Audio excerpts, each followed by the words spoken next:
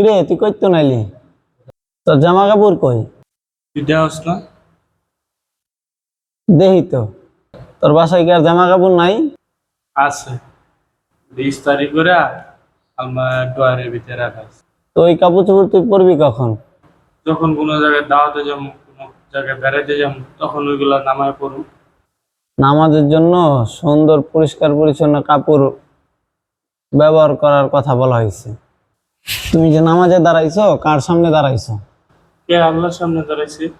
তোর এই কাপড় চোপড় অবস্থায়, ময়লা টুপি অবস্থায় তুই আল্লাহর সামনে দাঁড়াইছস। যদি কোনো প্রধানমন্ত্রী বা বিশেষ কোনো ব্যক্তির সামনে যাইতি তখন কি করতি? আরে আমার ভুল হইছে। এইসব ব্যাপারে খুব খেয়াল রাখতে হবে।